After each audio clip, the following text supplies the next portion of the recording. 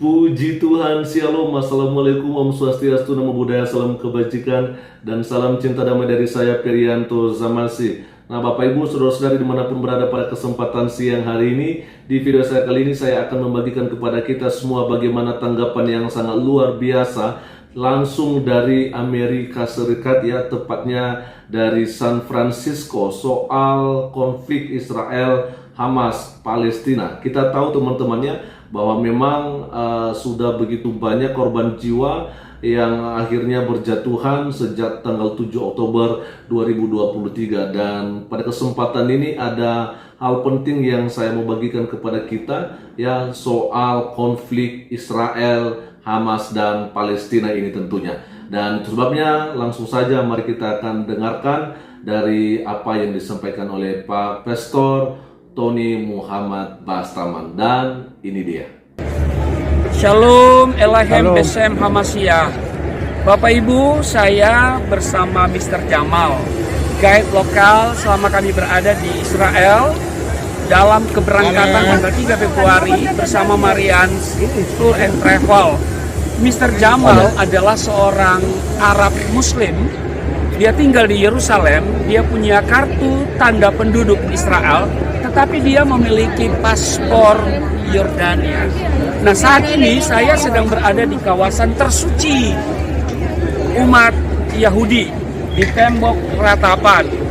Lihat di sana, dan ada yang mereka lagi berdoa. Bapak Ibu yang berkerinduan datang ke tempat ini, daftarkan dirimu bersama saya dan tentunya Marians Tour and Travel pada tanggal 22 Maret 2020 bersama saya, bersama Marians Tour and Travel.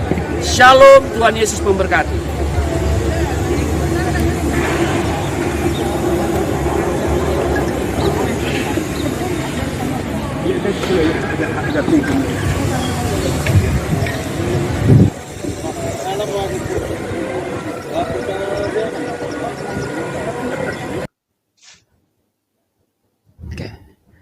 Oke, Bapak Ibu, maksud saya menampilkan video ini bahwa di Israel itu tidak ada masalah soal agama. Sekali lagi, di Israel tidak ada masalah dengan agama. Buktinya kami grup ziarah Holy Land, ya, dipandu oleh guide lokal di sana namanya Mr. Jamal. Beliau adalah seorang Arab Muslim, tetapi beliau sangat menguasai Alkitab, sehingga beliau juga menguasai bahasa Indonesia. Beliau tinggal di Yerusalem, dia penduduk Israel, dan dia adalah guide lokal kami waktu itu. Nah, jadi tidak ada masalah dengan soal agama. Bahkan di sana agama mereka hidup dengan rukun secara berdampingan. Ya, jadi mereka hidup berdamai, tidak ada masalah. Nah, sebelum video yang satu lagi, saya akan juga memperlihatkan kalau tadi di tembok ratapan, maka saya melangkah ke sebelah, ya, karena di balik tembok ratapan itu ada masjid, ya, kawasan Masjid Al-Aqsa. Nah, kita lihat dulu video ini, ya. Shalom, Elahem Besem Hamasiyah. Assalamualaikum warahmatullahi wabarakatuh. Sabahul Khair. Bapak Ibu, saya sedang ada di kawasan Al-Aqsa, dan di belakang saya adalah Dome of the Rock. Nah, ini untuk kesekian kali saya ada di sini. Ini keberangkatan pada tanggal 3 Februari dengan Marians Travel and Tour and Travel. Saudara yang nanti berkerinduan datang ke tempat ini, daftarkan dirimu pada tanggal 22 Maret. Saya akan balik ke tempat ini, dan tentunya kita akan mengunjungi kawasan Al-Aqsa ini. Oke, lihat di sana kawasan ini yang luar biasa. Ini kalau kita baca di Alkitab adalah Bukit Moria, di mana Abraham mempersembahkan anaknya. Versi Alkitab adalah Ishak, dan versi Quran, atau bukan Quran tapi versi Muslim, karena Quran tidak menyebutkan nama, tapi umat Islam meyakini yang dipersembahkan di sini adalah Ismail. Nah, siapa yang dipersembahkan sesungguhnya itu tidak penting, tapi bahwa Abraham mempersembahkan kurban kepada Allah. Karena itu Bapak Ibu, daftarkan dirimu untuk keberangkatan selanjutnya pada tanggal 22 Maret. Ingat, 22 Maret 2020. Tuhan Yesus memberkati. Shalom.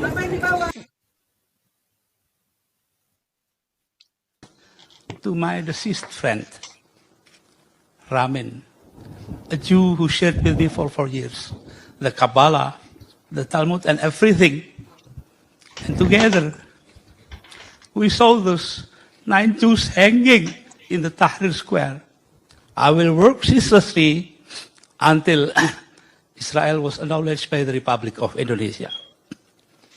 This is important, because if we are like to be an honest people, dedicated to openness, then we have to acknowledge Israel. There is no other way. I know this will make the current fundamentalists in Indonesia very angry. There is no other way to say it.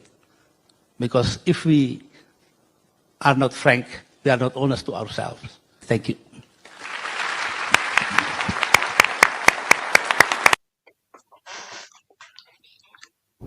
Puji nama Tuhan, sudah kekasih. Barusan dengan jelas ya, itu mantan presiden kita Gus Dur. Sudah kasih, luar biasa Gus Dur itu. Saya rasa dalam sejarah dunia hanya satu presiden yang secara fisiknya cacat loh. Ya, harusnya harusnya kan orang menjadi presiden itu seorang yang sehat. Pasti ada kelebihannya. Itulah kelebihannya Gus Dur, satu-satunya. Kita juga menghormati tentunya. Lantas tadi Gus Dur mengatakan, kalau kita jujur, dia bilang, itu presiden kita yang mengerti Zabur, Taurat, Injil, dan Al-Quran. Ya, Gus Dur mengatakan, kalau kita jujur, kita harus mengakui Israel. Karena mantan presiden kita ini baca firman Tuhan dan tahu firman Tuhan. Ya, banyak presiden mungkin tidak kenal firman Tuhan. Karena ya memang presiden bukan pendeta, bukan kiai, bukan ustad. Tapi Gus Dur ini ya presiden juga, ya kiai juga. Yang saya tahu nanti Pak dikasih tahu nih di pesantren itu ada santri, ustad, kiai. Kiai itu yang punya pesantren, apalagi ini kepala di atas kepalanya. Tentu dia tahu ya kalau kita harus jujur dikatakan. Ya, kita harus mengakui Israel walaupun banyak orang-orang radikal muslim Indonesia akan marah. Itu pengakuan dari Gus Dur, bukan saya, bukan daripada Pak Rusli. Nah, saudara kekasih, pada saat saya bikin paspor pertama tahun 78, ya, di paspor saya itu dicap berlaku kepada seluruh dunia kecuali Israel. Nah, ya.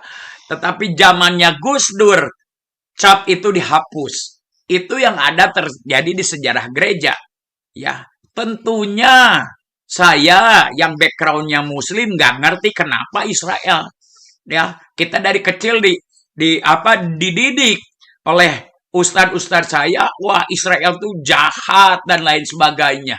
Yang ikut aja dulu namanya nggak ngerti, itu nggak. Yang ikut aja, ya. Bahkan saya tidak mendapatkan bahwa nabi-nabi itu Israel. Walaupun saya nggak dibohongi, tapi nggak diterangkan. Nabi-nabi itu Ibrahim, oh berarti orang Arab. Ya, Ishak katanya. Ismail, Daud, Musa, katanya Isa Al-Masih. Semuanya orang Arab. Ternyata setelah saya besar, oh Musa itu si Moses. Daud itu si David. Nah, mulai ada pertanyaan dalam diri saya. Ya, kenapa orang Islam, saya dibesarkan dari orang Islam, ya harus membenci Israel, di mana hampir seluruh nabi yang saya diajarkan oleh ustadz saya itu orang Israel. tentunya berkembang, apalagi saya ke luar negeri. Di luar negeri umur 16 tahun, pikiran saya mulai terbuka. Ada apa? Ya, ada apa? Tentu saya melihat ya, dan kenyataan dan faktanya Israel itu sekarang saya tahu bangsa pilihan Allah yang tadi Pastor Rusli katakan. Ya, di Kejadian 12, bangsa pilihan Allah. Ya, aku akan membuat bangsa yang besar, yang termasyur bukan terkenal, sudah kasih. Ya, bahkan ini kepada janjinya kepada kita. I will make your name great, not famous. Aku akan menjadikan namamu termasyur. Karena apa? Ya, karena Abraham itu adalah bangsa pilihan Allah. Bapak iman kita. Ya, kenapa dia termasyur? Karena dia mengasihi Allah hingga dia diberkati. Dan pengikut-pengikutnya akan diberkati, termasyur bukan terkenal. Terkenal itu karena saya hebat. Saya dulu penjahat. Terkenal juga. Saya juga penjahat. Orang penjahat. Saudara kasih. Tapi Tuhan mengatakan, saudara dan saya yang percaya kepada Zabur, Taurat, dan Injil nih, saudara kasih, ya akan termasyur. Karena apa? Kita mengasihi Allahnya Abraham, ya, yang disembah oleh Musa, Daud, dan Yakub. Firman Tuhan percaya dan amin. Kita menjadi saksinya, kita diberkati walaupun lewat penganiayaan. Ya, diberkati, makanya kita termasyur. Ya, luar biasa Pastor Rusli. Saya admire sekali. Ya, di penjara karena apa? Karena bukan dia pindah agama, karena dia mengikut ahli kitab, Zabur, Taurat, dan Injil. Ya, karena firman Tuhan dengan jelas mengatakan di kitab Wahyu, nanti akan dibukakan. Ya, mungkin buka aja sekarang deh, Pak Rusli. Saya minta tolong dibukakan di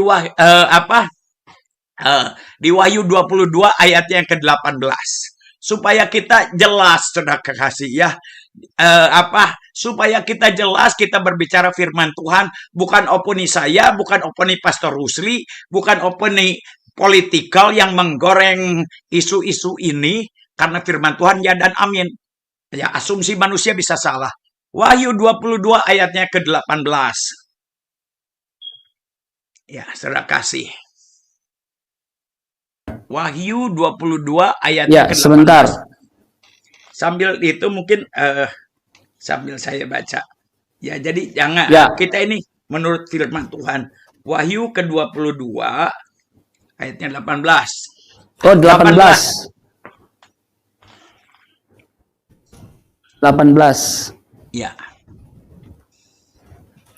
Ya, saya bacakan ya. Iya. Saya bacakan. Silakan. Aku bersaksi kepada setiap orang yang mendengar perkataan-perkataan nubuat dari kitab ini. Jika seorang menambahkan sesuatu kepada perkataan-perkataan ini, maka Allah akan menambahkan kepadanya malapetaka-malapetaka yang tertulis di dalam kitab ini. Nah, ini bukan kata saya. Ya, yang menambahkan dan yang mengurangi. Siapa yang mengurangi juga nanti kalau kepanjangan dah. Yang mengurangi juga bangsa Israel. Ya, bangsa Israel itu ahli Taurat, dibesarkan. Ya, dibesarkan. Ya, dia sudah dinubuatkan. Katanya akan lahir seorang Mesias. Kata dia bukan.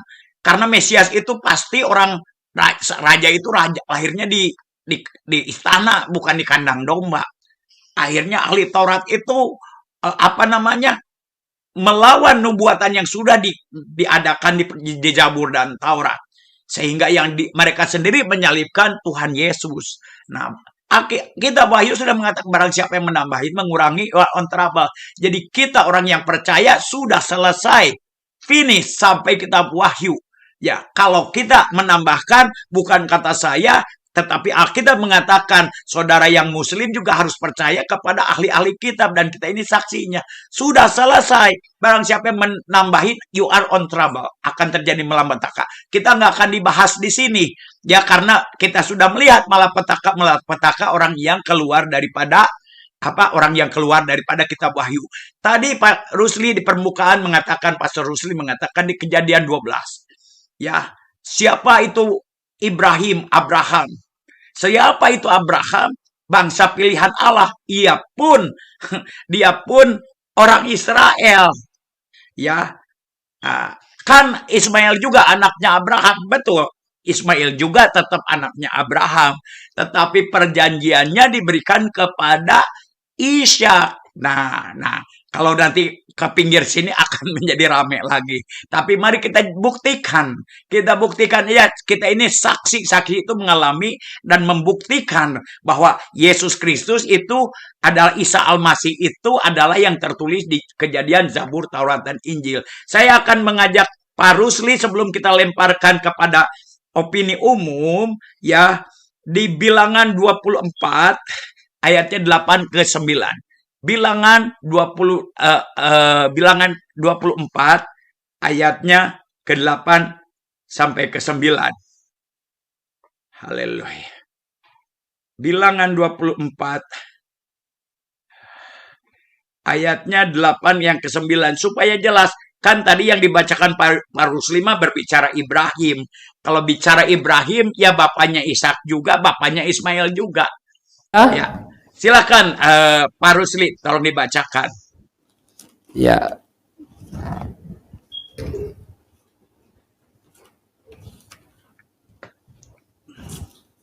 Silakan Ya, Pak saya Rusli. akan bacakan Bilangan pasal 24 pada ayat 8 dan ayatnya yang ke-9. Firman Tuhan berkata, Allah yang membawa mereka keluar dari Mesir adalah bagi mereka seperti tanduk kekuatan lembu hutan. Bangsa-bangsa yang menjadi lawannya akan ditelannya habis. Nah, loh. Dan tulang-tulang mereka akan dihancurkannya. Dan akan ditembakannya tembus dengan panah-panahnya. Ya. Ayat 9. Ia meniarap dan merebahkan diri sebagai singa jantan dan sebagai singa betina. Siapakah yang berani membangunkannya? Wow. Diberkatilah orang yang memberkati engkau, dan terkutuklah orang yang mengutuk engkau. Saudara kekasih di dalam nama Yesus, kalau tadi Pak ini ayat meneguhkan apa yang di Pastor Rusli katakan di Kejadian, yaitu kan Ibrahim kan Ibrahim tuh bapaknya Ishak juga, Ismail juga. Nah, tetapi Israel, kita akan konotasinya di Israel. Ini adalah bangsa. Ya, siapa yang keluar dari Mesir itu? Bukan agama Israel, bukan agama Yahudi, bukan agama Islam. Tetapi bangsa yang keluar dari Israel yang dikeluarkan oleh Musa. Yang dikeluarkan oleh Musa. Yaitu bangsa Israel. Nah, dikatakan juga adalah mereka seperti tanduk kekuatan lembu hutan. Bangsa-bangsa yang menjadi lawannya akan ditelannya. Nah loh, ini bukan kata kita loh. Firman Tuhan ya dan amin. Bangsa akan ditelannya habis dan tulang-tulang mereka akan dihancurkannya. Dan akan ditembakkannya tembus dengan panah-panahnya. Ia meniarap dan merebahkan diri. Selama ini bangsa Israel meniarap. Ya, dibunuhin di mana-mana dia tiarap juga. Tiarap sudah kasih. Ya, tetapi bagaikan singa jantan, singa dari Yehuda itu adalah Yesus Kristus sudah kasih. Ya, sebagai singa jantan dan sebagai singa betina, siapakah yang berani membangunkannya? Siapa yang berani membangunkannya? Bukan kata saya. Siapa yang berani membangunkannya? Ya, lantas siapa? Nah, hari-hari ini jelas. Ya, nah kita akan pengotak. Diberkatilah. Ya, orang yang memberkati engkau. Ya, berarti ini konteksnya jelas kepada bangsa Israel. Apapun juga di luar politik kita, apapun juga alasannya, barang siapa yang mengutuk, memberkati Israel akan diberkati. Kita pun berbeda paham dengan orang Yahudi, bangsa Yahudi. Ya, tetapi tetap dia bangsa pilihan Allah yang harus kita memberkati. Makanya Gus Dur tahu. Ya, marang memberkati. Mungkin presiden kita sekarang nggak tahu karena bukan ahli agama. Ya, dia mengutuk peperangannya. Tetapi Alkitab mengatakan apapun juga alasannya. Mau digoreng, orang yang mengutuk akan mengutuk. Biar ini menjadi pencerahan. Supaya bangsa Indonesia juga tidak ikut mengutuk. Saudara kasih. Karena media sosial ini bukan media mainstream seperti yang elit-elit Kompas atau segala macam, pertamanya juga ikut menggoreng.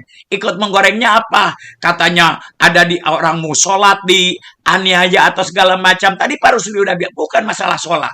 Ya, apakah mereka tidak tahu sebagai Kompas atau elit-elit mainstream itu apa namanya berita sebenarnya? Ya, baru-baru ini baru kelihatan, kan malu dong.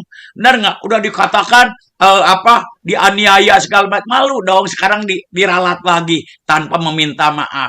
Buka kawan, kalau namanya elit elit mainstream itu harus memberitakan yang benar, jangan menggoreng juga. Ya, biarlah opini tetap bergorang. Ya, tapi kita melihat di sini hari-hari ini, ya kita melihat berita sebenarnya ada dua pihak. Ya, karena 2000 roket Hamas juga yang membawa, makanya disikat sama jangan macam-macam nih, bukan ketar-ketir ini Alkitab, bukan saya belain ininya. Kalau kita lihat ya, mereka juga punya bukan argumen.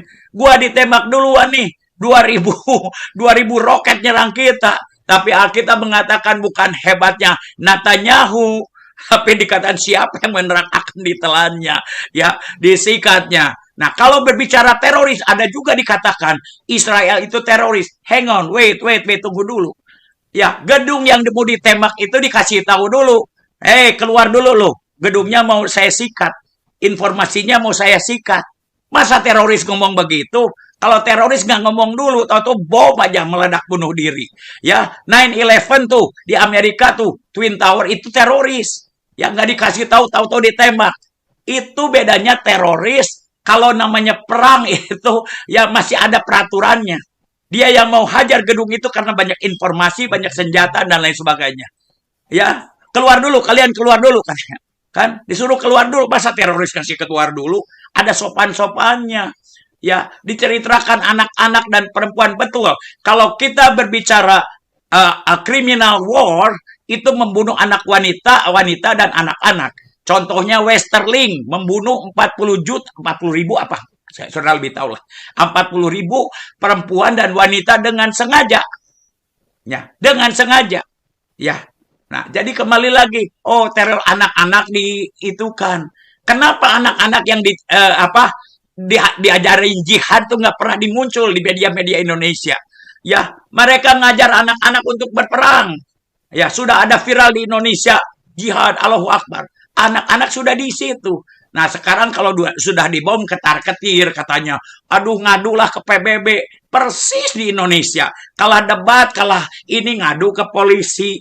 Nah, jadi kembali lagi mari kita dewasa. Nah, hari ini kita tidak akan melebar ke kiri dan ke kanan. Itulah firman Tuhan yang sedang viral. Message poinnya tentu kita akan berbicara.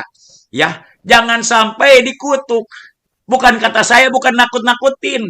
Firman Tuhan ya dan amin. Ya, jadi yang belum mengerti supaya mengerti. Itu namanya mengedukasi. Ya, jangan asal kutuk-kutuk aja, asal goreng-goreng aja. Nanti Anda bertanggung jawab menggoreng menggoreng berita, ya orang jadi marah, Anda ikut bertanggung jawab. Ya, bukan kata saya, bukan kata Pak Rusli, bukan kata teman-teman yang lain. Di sini barang siapa mengutuk akan mengutuk. Saudara jangan dikutuk. Udah susah hidup kita, ada Covid, dan dikutuk lagi. Jadi itulah dulu untuk pembukaan. Silakan Pak Rusli, akan ada segi dia lebih tahu tentang Yerusalem daripada kita. Ya. Oke, dan kita sudah mendengarkan tadi apa yang disampaikan oleh hambanya Pastor Tony Muhammad Bastaman dari San Francisco, Amerika Serikat. Dan sebelum kita mengakhiri video ini, saya akan membacakan ada sekitar 2 ayat ya sebagai penutup video ini. Ya, saya ambil dari Kejadian pasal 12 ayat 3.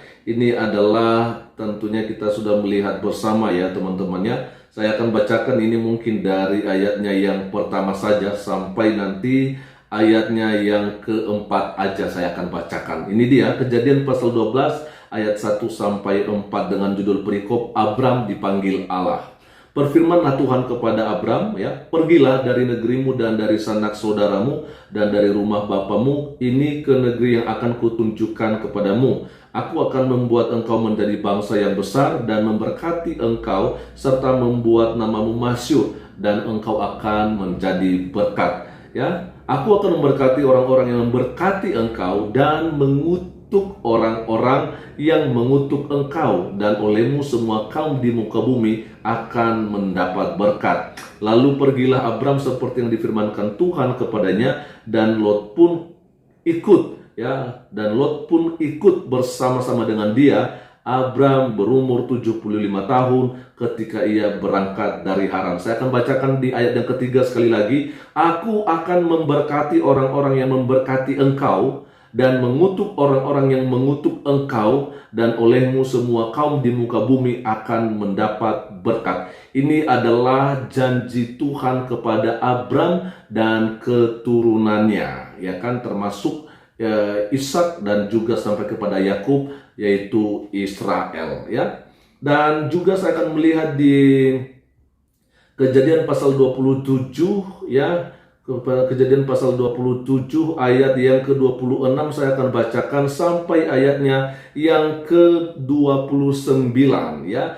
Kejadian pasal 27 ayat 26 sampai 29. Berkatalah Ishak ayahnya kepadanya, datanglah dekat-dekat dan ciumlah aku anakku, ya. Lalu datanglah Yakub dekat-dekat dan diciumnyalah ayahnya. Ketika Ishak mencium bau pakaian Yakub, diberkatinyalah dia, katanya, sesungguhnya bau anakku adalah sebagai bau padang yang diberkati Tuhan. Allah akan memberikan kepadamu embun yang dari langit dan tanah-tanah gemuk di bumi ini, dan gandum serta anggur berlimpah-limpah. Bangsa-bangsa akan takluk kepadamu, dan suku-suku bangsa akan sujud kepadamu. Jadilah tuan atas saudara-saudaramu, dan anak-anak ibumu akan sujud kepadamu. Siapa yang mengutuk engkau, sekali lagi, siapa yang mengutuk engkau, terkutuklah ia. Dan siapa yang memberkati engkau, diberkatilah ia. Ini adalah berkat yang diberikan oleh Ishak kepada anaknya Yakub, yang kemudian diganti namanya oleh Tuhan dengan sebutan Israel. Jadi jelas saja di sini teman-teman, ya, bahwa memang siapa yang mengutuki Israel akan terkutuk juga. Oke, teman-teman, mari kita berdoa untuk bangsa kita ini, ya, agar tidak mengalami musibah atau malapetaka ketika ada orang-orang yang mau mengutuki bangsa Israel dengan mengatasnamakan Indonesia. Ya, kita berdoa agar kita mendapatkan perlindungan dari Tuhan kita, karena jelas saja orang yang percaya kepada firman Tuhan ini nggak mungkin juga dia ikut-ikutan untuk mengutuki Israel. Selamat siang, Tuhan Yesus memberkati kita semua. Shalom, Assalamualaikum, Om Swastiastu, Namo Buddhaya, salam kebajikan, dan salam cinta damai dari saya, Perianto Zamasi.